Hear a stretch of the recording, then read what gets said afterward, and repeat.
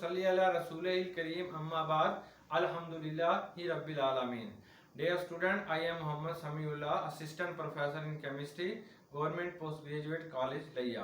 तो हम second year chemistry को पढ़ रहे थे। हमारा जो second year chemistry inorganic chemistry का जो टॉपिक है इसे हम कहते हैं periodic trend in physical properties. ये फिजिकल प्रॉपर्टीज के अंदर क्या पीरियोडिक ट्रेंड है। अब उसी में जो हमारी सेकेंड जो टॉपिक है ये आयोनाइजेशन एनर्जी है। आयोनाइजेशन एनर्जी बहुत इंपॉर्टेंट टॉपिक है। ये एम कैट, ई कैट और बोर्ड के एग्जाम में बार बार आता है और बहुत ही इंटरेस्टिंग टॉपिक है। तो व्हाट इज आयोनाइजेशन एनर्जी। तो अगर हम तसव्वुर करते हैं कि ये हमारे पास एक एटम है, तो ये एटम के अंदर ये प्रोटॉन की तादाद है। प्रोटॉन की तादाद को हम न्यूक्लियर चार्ज कहते हैं। और ये हमारे पास सेकंड शेल है, ये इसके अंदर इलेक्ट्रॉन है, ये इसका लास्ट शेल है, आखिरी शेल है। तो इसको हम वैलेंस शेल का नाम देते हैं। अब आखिरी शेल से इलेक्ट्रॉन निकालने के लिए जितनी एनर्जी दरकार होती है that is known as a ionisation energy. अब हम इसे डिफाइन करते हैं the minimum amount of energy, वो कम से कम अमाउंट ऑफ एनर्जी रिक्वायर्ड जो कि जरूरत होती है to remove an electron from the outer most shell of a isolated gaseous atom. तो हमारे पास आइसोलेटेड गैसियस एटम का होना जरूरी होता है। आइसोलेटेड का मतलब होता है अलग अलग, यानी एक सिंगल जो होगा इसे आइसोलेटेड कहते हैं। गैसियस स्टेट, तो आयोनाइजेशन एनर्जी को सिर्फ हम गैसियस स्टेट के अंदर मेजर करते हैं, लिक्विड या सॉलिड के अंदर इसे मेजर नहीं करते। क्यों? Because gaseous state is the simplest form of atom. तो ये एटम की सादा तरीन शक्ल होती है। आयोनाइजेशन एनर्जी हकीकत में होती क्या है? ये हमारे पास एक फोर्स ऑफ अट्रैक्शन है बिटवीन न्यूक्लियस एंड इलेक्ट्रॉन। तो ये न्यूक्लियस है, इस न्यूक्लियस का अपने इलेक्ट्रॉन के साथ कितनी फोर्स ऑफ अट्रैक्शन है। अगर ये फोर्स ऑफ अट्रैक्शन ज्यादा होगी तो आयोनाइजेशन एनर्जी की वैल्यू भी ज्यादा होगी, तो हमें इससे ज्यादा एनर्जी देनी पड़ेगी इलेक्ट्रॉन निकालने के लिए। अगर ये फोर्स ऑफ अट्रैक्शन कम होगी तो आयोनाइजेशन एनर्जी भी कम होगी। अब देखें, जैसे कुछ हमारे पास एग्जांपल्स आ रही हैं। ये सोडियम है, सोडियम में से जब एक इलेक्ट्रॉन निकाला जाता है तो इसकी आयोनाइजेशन एनर्जी की जो वैल्यू होती है 496 किलो जूल पर मोल है। ऐसे मैग्नीशियम है, जब इसमें से एक इलेक्ट्रॉन निकालते हैं तो इसकी फर्स्ट आयोनाइजेशन एनर्जी की वैल्यू 738 किलो जूल पर मोल है। अगर हमारे पास मोनो पॉजिटिव मैग्नीशियम आयन होगा और इससे सेकंड इलेक्ट्रॉन निकालते हैं तो इसकी आयोनाइजेशन एनर्जी की वैल्यू जो है ये 1451 किलो जूल पर मोल होगा। आयोनाइजेशन एनर्जी के लिए आयोनाइजेशन एनर्जी जो है that is an endothermic process. Ionisation energy हमारे पास एक एंडोथर्मिक प्रोसेस है, क्योंकि यहाँ से इलेक्ट्रॉन निकालने के लिए एनर्जी देनी पड़ती है, इसलिए ये एक एंडोथर्मिक प्रोसेस है।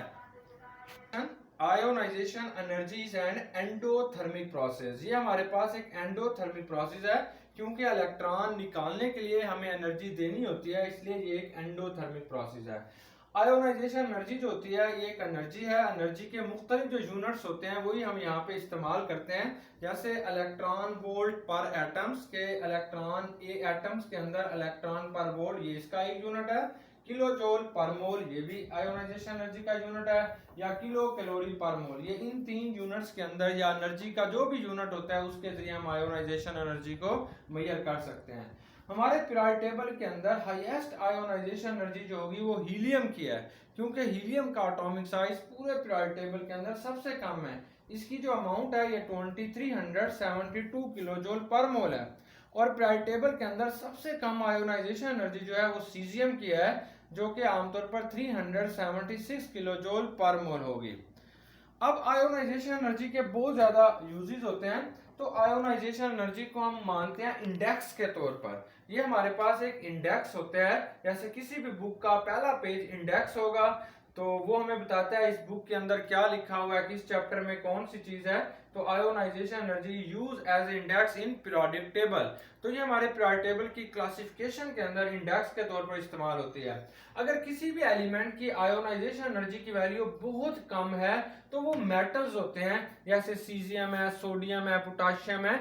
सीजियम की यहाँ पे आयोनाइजेशन एनर्जी की वैल्यू 376 किलो जूल पर मोल है। अगर किसी भी एलिमेंट की आयोनाइजेशन एनर्जी की वैल्यू बहुत ज्यादा होती है तो वो नॉन मेटल्स होते हैं, जैसे ऑक्सीजन, नाइट्रोजन, फ्लोरीन, क्लोरीन या ये नियान है, इसकी आयोनाइजेशन एनर्जी की वैल्यू जो है ये 280 किलो जूल पर मोल है। अगर किसी एलिमेंट की आयोनाइजेशन एनर्जी की वैल्यू ना ज्यादा है ना कम है बल्कि इंटरमीडिएट है, such elements are known as a metalloids, इन्हें हम मेटलॉइड्स कहते हैं।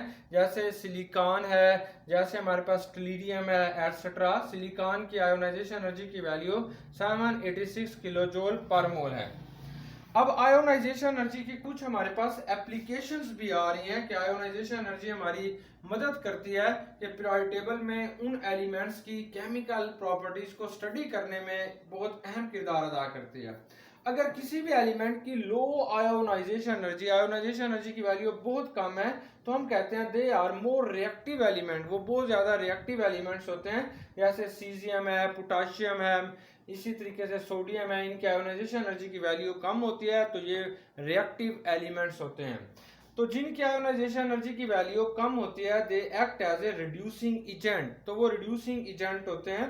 जैसे सोडियम है, पोटाशियम है, सीजियम है। What is reducing agent? तो ऐसे एलिमेंट्स या ऐसी substance which help in reduction, जो कि आमतौर पर रिडक्शन के अंदर हेल्प कर रहे होते हैं, दूसरों की रिडक्शन के अंदर मदद कर रहे होते हैं, उन्हें हमने रिड्यूसिंग एजेंट कहते हैं। फॉर एग्जांपल यहाँ पे देखें, ये सोडियम है, ये क्लोरीन है। सोडियम के पास 11 इलेक्ट्रॉन है, क्लोरीन के पास 17 इलेक्ट्रॉन है। तो सोडियम अपना एक इलेक्ट्रॉन लॉस करता है, वो जो लॉस किया हुआ इलेक्ट्रॉन होता है वो क्लोरीन गेन करती है। इस तरीके से क्लोरीन की रिडक्शन हुई है और सोडियम को हम रिड्यूसिंग एजेंट कहते हैं क्योंकि सोडियम ने क्लोरीन की रिडक्शन के अंदर मदद किया है। तो ये सोडियम जो होगा ये रिड्यूसिंग एजेंट है। तो ऐसे एलिमेंट्स जिनकी आयोनाइजेशन एनर्जी की वैल्यू कम होती है वो रिड्यूसिंग एजेंट के तौर पर भी इस्तेमाल होते हैं। आमतौर पर अगर आयोनाइजेशन एनर्जी से हमें यह भी पता चल सकता है कि ये एलिमेंट कितना ज्यादा इलेक्ट्रोपॉजिटिव है। अगर किसी की आयोनाइजेशन एनर्जी की वैल्यू कम है तो they are more electropositive element होते हैं। जैसे हमारे पास फर्स्ट अल्कली मेटल्स हैं, वो मोर इलेक्ट्रोपॉजिटिव एलिमेंट है। तो ionisation energy also help us in valency of element. तो आयोनाइजेशन एनर्जी से हम मुख्तलिफ एलिमेंट्स की एनर्जी वैलेंसी के बारे में भी हमें पता चलता है कि इस एलिमेंट्स की कितनी वैलेंसी है। जितने इलेक्ट्रॉन हम आसानी के साथ किसी भी एटम से रिमूव कर लेंगे तो वो उसकी वैलेंसी होती है। अब वो कौन से अवामिल हैं जो आयोनाइजेशन एनर्जी पे डिपेंड करते हैं, हम उनको स्टडी करते हैं। पहला जो हमारे पास अवामिल है इसे हम कहते हैं nuclear charge, effective nuclear charge. Nuclear charge क्या होता है ये हमें नजर आ रहा है। तो ये न्यूक्लियस के अंदर प्रोटॉन होते हैं, प्रोटॉन के अंदर पॉजिटिव चार्ज होगा, जितने भी प्रोटॉन है दे कैरी पॉजिटिव चार्ज, और ये जो इलेक्ट्रॉन होते हैं इनके ऊपर नेगेटिव चार्ज होता है। तो ये जितना ज्यादा यहाँ पे प्रोटॉन होंगे इसे न्यूक्लियर चार्ज कहते हैं। और ये जो प्रोटॉन होते हैं ये इन इलेक्ट्रॉन्स को अपनी तरफ कशिश करेंगे तो force of attraction between electron and nucleus is called nuclear charge.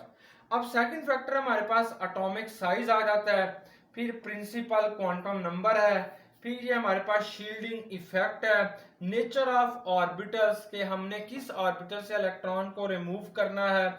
जैसे एस ऑर्बिटल से इलेक्ट्रॉन निकालना ज्यादा मुश्किल होता है as compare to P, D और एफ, यानी आयोनाइजेशन एनर्जी एफ की सबसे कम होती है, डी की उससे ज्यादा, पी की उससे ज्यादा, और सबसे ज्यादा आयोनाइजेशन एनर्जी जो होती है वो एस ऑर्बिटल की होगी। Extent of penetration of valence electron, ये जो वैलेंस इलेक्ट्रॉन है ये किस ऑर्बिटल के अंदर मौजूद है, एस ऑर्बिटल के अंदर, पी ऑर्बिटल के अंदर या डी ऑर्बिटल के अंदर जो है ये मौजूद है। अब हम जिस चीज की स्टडी कर रहे हैं, पहला फैक्टर जो हमारे पास आता है एलिमेंट्स का वो न्यूक्लियर चार्ज है। न्यूक्लियर चार्ज क्या होगा, ये force of attraction between nucleus and electron is called nuclear charge. अगर आमतौर पर एलिमेंट्स के अंदर इफेक्टिव न्यूक्लियर चार्ज ज्यादा है यानी उसके अंदर प्रोटॉन ज्यादा है तो मैग्नीट्यूड ऑफ आयोनाइजेशन एनर्जी ये भी ज्यादा होगी, और अगर मैग्नीट्यूड ऑफ आयोनाइजेशन एनर्जी ज्यादा है तो हमारे पास जो होगा आयोनाइजेशन एनर्जी की वैल्यू भी ज्यादा होगी, यानी ionisation energy is directly proportional to the nuclear charge. तो ये हमारे पास सेकंड जो है वो पीरियड के एलिमेंट्स हैं जिसे आपने याद करना है, listen BBC news on Friday night. तो अगर हम लेफ्ट टू राइट की तरफ मूव करते हैं पीरियड टेबल के अंदर तो हाई न्यूक्लियर चार्ज होता है वो नियान का है, सबसे ज़्यादा न्यूक्लियर चार्ज नियॉन का होगा, इसलिए नियॉन की आयोनाइजेशन एनर्जी जो होती है वो सेकंड पीरियड के अंदर सबसे ज़्यादा होगी, क्योंकि it has high nuclear charge. इसके अंदर न्यूक्लियर चार्ज सबसे ज़्यादा है because it consist of 10 proton. इसके अंदर 10 प्रोटॉन है, इसलिए इसका न्यूक्लियर चार्ज ज़्यादा है, फोर्स ऑफ अट्रैक्शन ज़्यादा है और इसकी आयोनाइजेशन एनर्जी भी ज़्यादा होगी।